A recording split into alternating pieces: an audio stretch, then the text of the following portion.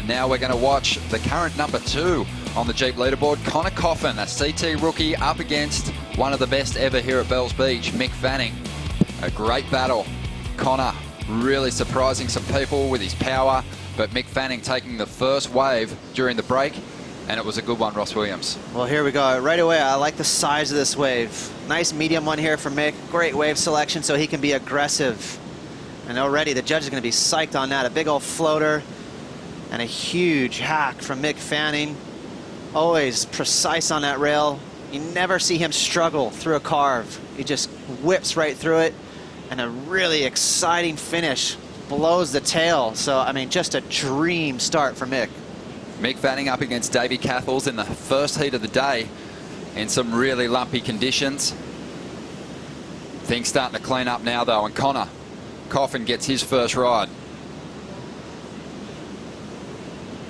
Still some lumps on the face. This wave standing up. Connor lays his board over. And now just stands up on the tail, waiting for this wave to really stand up again on the inside. Driving off the bottom now. A trickier wave to surf than Fanning's. Wow. But Connor getting some damage done that last turn. Just trying to get his board back under his feet. You expect to see from Mick. Really clean, big, beautiful, stylish carve. But Connor Coffin, he has the advantage when it comes to unpredictability. And that's what he's going to have to bring against this 3-time world champion, as Fanning just gets caught up in the foam there for a moment. Nice hook under the lip there from Mick. As he really starts to draw these manoeuvres out. Mistimes that section or gets a little sideswiped by some whitewater. Just drifts that tail, but does get the completion. So a backup number on the board. I can tell you, it just absolutely sucks as a surfer. You really need that back to stay aggressive and athletic on a wave. Love that floater. That was cool. You know, there's not a ton of points in that move, but rad how he attacked it. And it just floated nice and vertical. Nice second turn there. Again, great wave selection. This thing all the way through. This is where the wave got a little bumpy. Just gets caught a little bit right there. He wanted to tap the lip, so the judges won't be too psyched on that. But he does well to hang on with these bumps. He even gets just a little bit of a tail slide. Another really tricky section, but Mick made the most of it. Very professional effort from him, 7.5. Connor, you can see this is always going to be a tricky wave because of all the whitewash and soup on the face. But what Connor does so well is he digs a lot of rail, puts knives to the water with that frontside carve. Again, and that's one thing that he kind of has a little bit of an edge over Mick.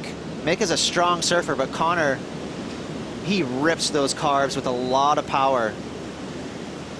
And so again, this wave, pretty tricky, bumpy. That's going to be the name of the game today. Clean finish there for Connor, actually hitting a lip. On the Jeep leaderboard. But this is a big test. A 9.4 dropped by his rival in the first stages.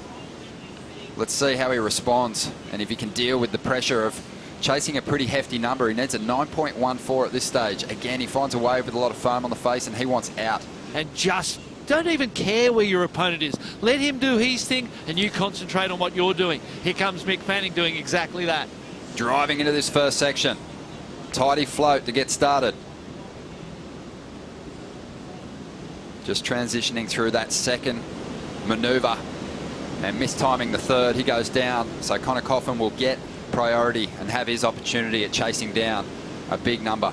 Pretty interesting right there. You can see what Mick Fanning, look at that snapped board, Ron. Much like what you're looking at your screen right now. I mean, again, this size right here is half of what a set wave is. And that's smart for Mick. That's going to allow him to be aggressive. This is on the inside right there. You can see he put so much pressure hitting that lip that the board snapped right between his 2 feet. There was a lot of pressure there. Here goes Connor. Still after a 9.14. Mick Fanning dropping a 4.17 on his last ride.